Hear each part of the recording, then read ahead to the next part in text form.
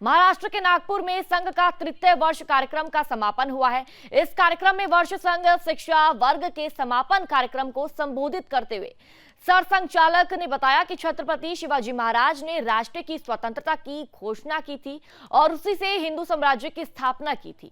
शिवाजी महाराज ने देश के प्राचीन मूल्यों को जगाया, गौत्या बंद कराई, मातृभाषा में व्यवहार करने लगे।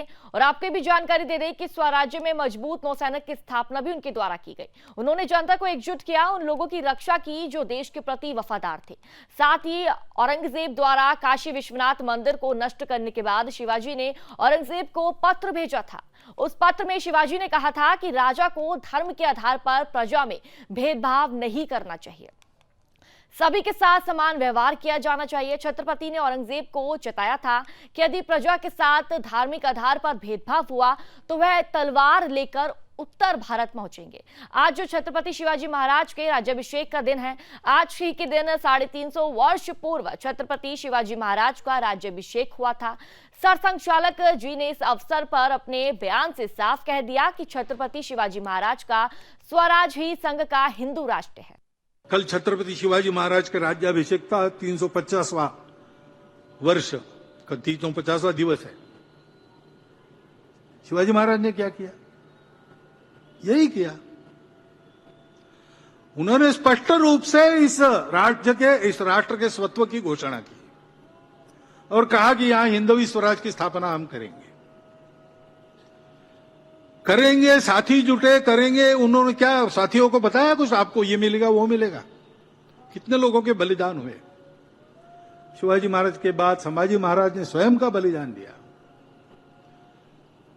उसके बाद स्वराज्य लड़ता रहा। राजा दूसरी जगह दूर जाके रह रहा है, वहां से लड़ाई चल रहा है। राजमाता और राजपुत्र परकियों के कैद में बंद है। सेनापति नहीं है, सेना नहीं है, खजाना नहीं है। गढ़ किले सारे शत्रु ले रहा है। ऐसी अवस्था में 30 साल सामान्य लोगों ने स्वराज के लिए संघर्ष किया और उसको डुबाने के लिए जो आए थे उनकी कब्र महाराष्ट्र में बनी। ये इतिहास है। ये प्रेरणा शिवाजी महाराज ने जगाई। उन्होंने संस्कार दिया, उसके लिए अपने पुराने संस्कारों को जगाया, पुराने मूल्यों को जगाया, गोवध को रोका, मातृभाषा में राज्य व्यवहार शुरू किया। अपने देश की नेवी नहीं थी। आधुनिक काल में वो, यानी आधुनिक इतिहास में पहली बार शिवाजी महाराज के कारण भारत की नेवी बनी। कितने ऐसे काम किए, समय से बहुत आगे थे। मतांतरित व्यक्ति वापस आना चाहते थे, उनको वापस लिया और सबको जोड़ा।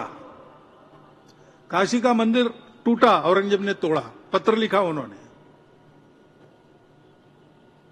उन्होंने कहा कि देखो, हिंदू मुस्लिम दोनों को भगवान ने उत्पन्न किया है।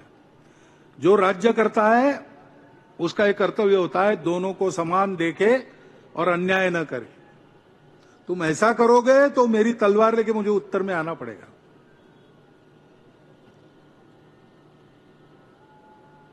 इस देश के प्रति नाता रखने वालों को उन्होंने सुरक्षित किया। वही हिंदवी स्वराज्य, उसी को हम हिंदू राष्ट्र कहते हैं। उनका स्मरण कल हम करेंगे, उनके गौरवमय इतिहास का स्मरण करेंगे। रायगढ़ पर कल धूमधाम से कार्यक्रम बनेगा। डॉक्टर हेडगेवार कहते थे कि हम तो तत्व को गुरु मानते, व्यक्ति को मानते नहीं है, लेकिन सामान्य व्यक्ति को निर्गुण निराकार की उपासना करना कठिन होता है।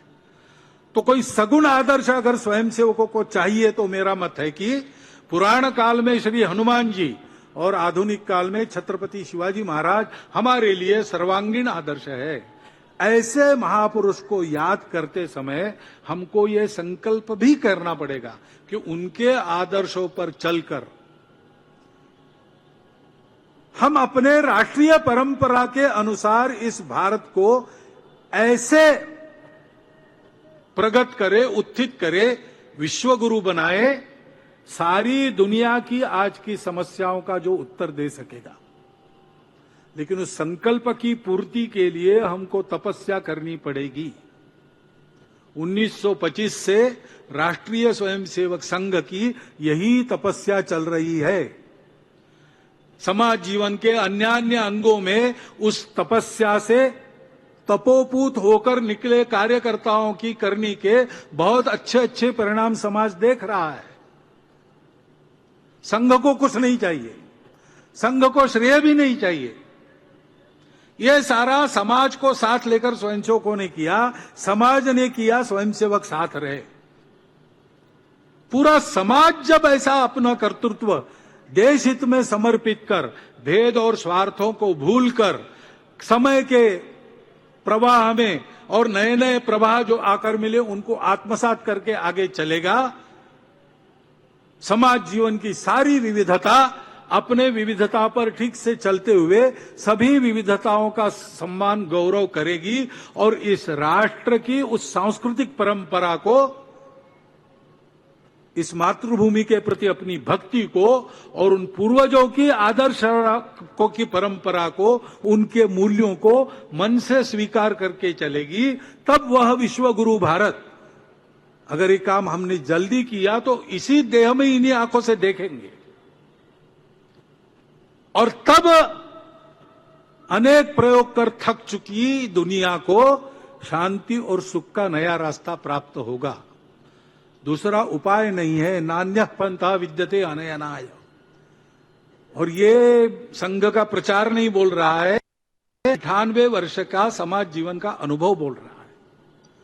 इसका विचार करना और संघ के केवल दर्शक हितचिंतक न बने रहते हुए संघ के कार्य में प्रत्यक्ष योगदान करने वाले, एक व्यूह देश के लिए बनाकर चलने वाले समाज जीवन का अंग बनना, ये आप करें, ऐसा एक अनुरोध इस निमित्त आपके सामने रखता हूं और मेरे 4 शब्द समाप्त करता हूं।